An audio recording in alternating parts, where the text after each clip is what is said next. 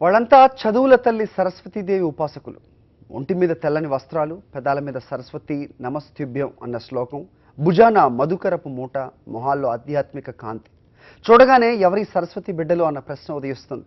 నిర్మల్ జిల్లా బాసర సరస్వతి క్షేత్రంలో అనాదిగా కొనసాగుతున్న మధుకర దీక్షపై సాక్షి ప్రత్యేక కథనం.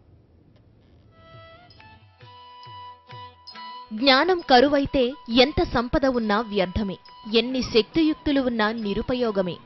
అందుకే ఆ అక్షర కటాక్షం కోసం భక్తులు అత్యంత నియమ నిష్టలతో బాసర క్షేత్రంలో కొలువైన సరస్వతి అమ్మవారి దీక్షను చేపడతారు.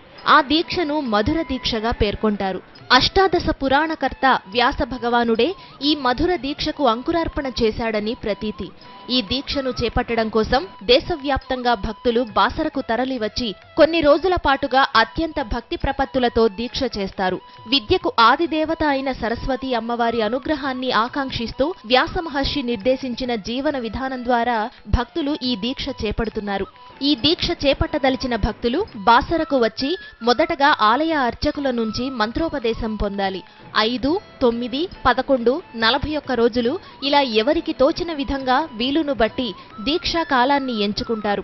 దీక్షా కాలంలో తెల్లటి దుస్తులు ధరించి 2 పూటల పవిత్ర గోదావరి నదిలో పుణ్య స్నానమాచరిస్తూ అమ్మవారిని అర్చిస్తూ రోజంతా గడపాలి.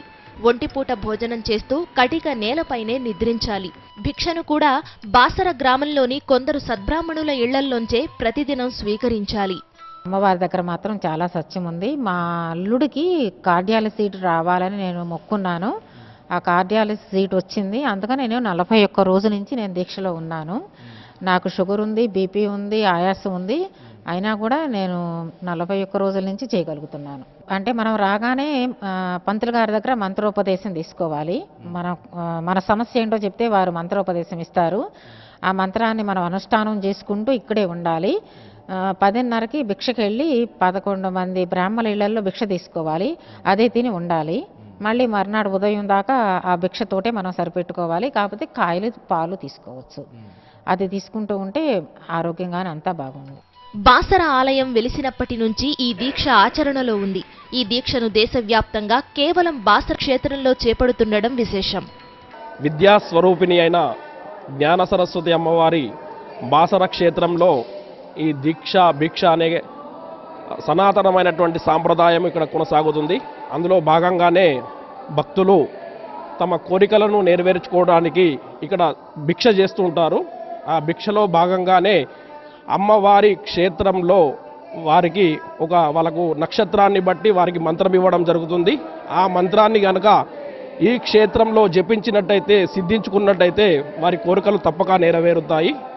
ఇది ప్రాచీనమైన సాంప్రదాయము. ఈ గుడి ఎప్పటి నుంచి ఆవిర్భావమైందో అప్పటి నుంచి ఈ సాంప్రదాయం ఇక్కడ కొనసాగుతుంది. ఎంతో పరమ పవిత్రమైన మధుర దీక్షను చేపట్టేందుకు బాసరకు వస్తున్న భక్తులకు మాత్రం ఎలాంటి సదుపాయాలు లేకపోవడం వారిని కలిచివేస్తోంది.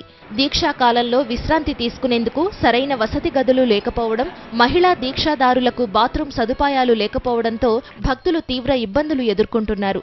అధికారులు స్పందించి మధుర దీక్షను చేపట్టే భక్తులకు కావలసిన అన్ని రకాల సదుపాయాలను కల్పించాలని భక్తులు కోరుతున్నారు.